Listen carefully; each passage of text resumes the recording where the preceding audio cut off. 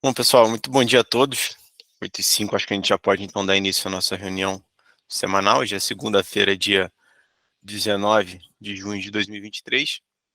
Como sempre, a gente começa falando primeiro do cenário local. A gente teve uma semana que foi bastante positiva para os ativos brasileiros, né? Vimos o Ibovespa encerrar a semana em alta aí de aproximadamente 1,5%, cotado aos 118.758 pontos, isso já subindo 9,62% no mês de junho. Como destaque da semana, a Braskem subiu 17,1% em meio a fortes rumores de venda da empresa. Em contrapartida, lojas Renner caíram mais de 6%, aproximadamente 7%, após o corte de recomendação do Citibank e também impactada pelo movimento de alta da curva de juros futuro nessa semana. No Brasil, o destaque da semana foi a revisão política e positiva pela agência internacional S&P Global, né? A agência de classificação de risco ela afirmou os rates soberanos do Brasil em B- e B de longo e curto prazo, respectivamente. A perspectiva, por sua vez, ela foi alterada de estável para positiva, sendo a primeira movimentação positiva da agência desde 2019, refletindo uma certeza maior de que uma política monetária e fiscal estável, aliada ao crescimento contínuo da economia, possam levar a uma menor carga de endividamento do país e reforçar sua resiliência institucional. Na parte de dados econômicos, o Índice de Atividade Econômica, o IBCBR, indicador que é considerado uma prévia de desempenho do PIB, subiu 0,56% em abril, na comparação com março, bem acima das expectativas do consenso, indicando um maior crescimento econômico do que esperado para o segundo trimestre de 2023. Com isso, a gente pode ver o resultado de performance das nossas principais estratégias. Até queria destacar aqui tanto a estratégia da ICIM quanto a carteira BTG Small Caps, né, ambas superando com muita folga seus índices de referência, né, e principalmente as Small Caps aí acumulando já 45% de rentabilidade no ano, né, uma performance extremamente positiva, tá? Olhando lá para fora, né, nos Estados Unidos, conforme o esperado pelo mercado, o Fed manteve a taxa de juros americana estável na faixa de 5 e 5,25%, depois de 10 altas consecutivas, né? A pausa na alta dos juros foi acompanhada por uma comunicação agressiva e espera-se que o FONC mantenha uma política rígida ao longo do restante do ano, tá? Além disso, o resumo das projeções econômicas também passaram uma mensagem dura, com revisões altistas de estimativas de juros daqui para frente. Apesar disso, o S&P 500 completou sua quinta semana consecutiva de ganhos, encerrando a semana com alta de 2,58%, algo que não ocorria desde novembro de 2021. Tá? Nos dados econômicos, o índice de preço ao consumidor, o CPI, aumentou 0,1% no mês passado, após subir 0,4% em abril. Nos últimos 12 meses, até maio, o índice subiu 4%, é o menor aumento desde março de 2021. Na zona do euro, a semana também foi de decisão de política monetária. O Banco Central da Europa aumentou a taxa de juros em 0,25 pontos percentuais, em linha com a expectativa do mercado.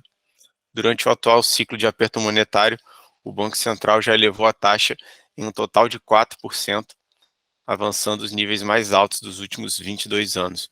Em discurso, a presidente do Banco Central, Christine Lagarde, indica que serão necessários aumentos adicionais das taxas de juros lá na Europa, né? Então a gente vê a Europa ainda correndo atrás para conseguir conter um pouco da inflação que segue bastante acelerada por lá. E na China, o Banco Central adotou uma postura oposta do Fed em meio a dados de atividades que continuam desapontando expectativas.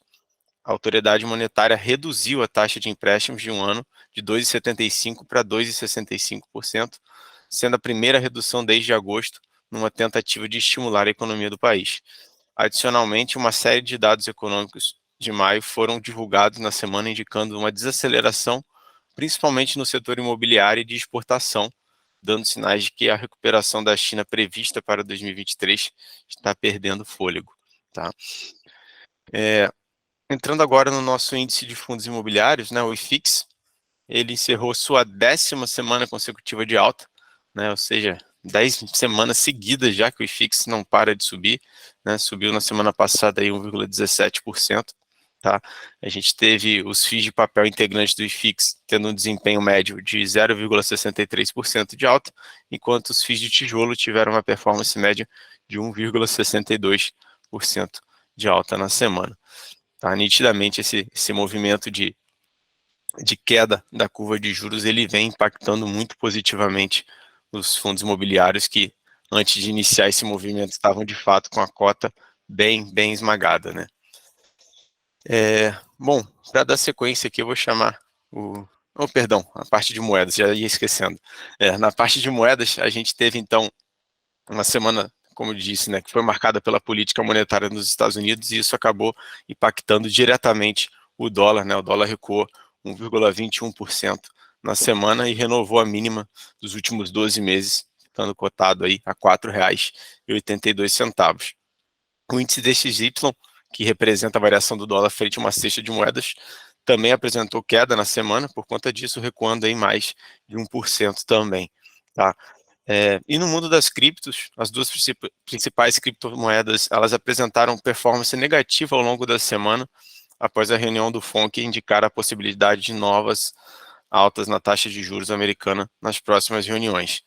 No entanto, após a BlackRock, maior gestora de ativos do mundo, entrar com pedido na Comissão de Valores Imobiliários dos Estados Unidos para lançar um ETF de Bitcoin, a maior criptomoeda do mundo, ela acabou revertendo a queda acumulada na semana e encerrou a semana com ganhos aí de 1,48%, enquanto o Ethereum terminou a semana caindo 1,91%. Agora sim, vou chamar o Thiago Tavares aqui para comentar para a gente um pouquinho da curva de juros. Bom dia, Thiago. Bom dia, Gustavo. Bom dia, pessoal. Estão dando sequência ali, os nossos juros futuros ali encerraram a semana sem uma direção definida, enquanto o mercado ali avaliava as mudanças propostas para o arcabouço fiscal, e ele traçava também projeções para os próximos passos ali do Banco Central. Então, ali no início da semana, com um recuo ali nas expectativas da inflação mostrada no boletim Focus ali e as considerações do presidente do Banco Central, Roberto Campos Neto, os juros futuros eles fecharam com uma leve queda, dando sequência ali na terça-feira. O pregão teve uma alta firme, impulsionada ali por declarações de integrantes do Comitê da Política Monetária, onde ele diz não ter pressa para reduzir os juros, abre aspas, porque um afrouxamento tem custos elevados para o país no futuro, né? Então, aí já na quarta-feira, igual o Gustavo comentou anteriormente ali, juros futuros fecham com uma baixa ali, com a melhora ali na perspectiva do rating do Brasil pelo S&P. Então, esse cenário aí foi visto bem positivo dentro do nosso mercado local. E os juros ali na sexta-feira encerraram o pregão sem uma direção distinta ali, enquanto o mercado avaliava as mudanças ali propostas para o arcabouço fiscal e traçava projeções para os próximos passos do Banco Central.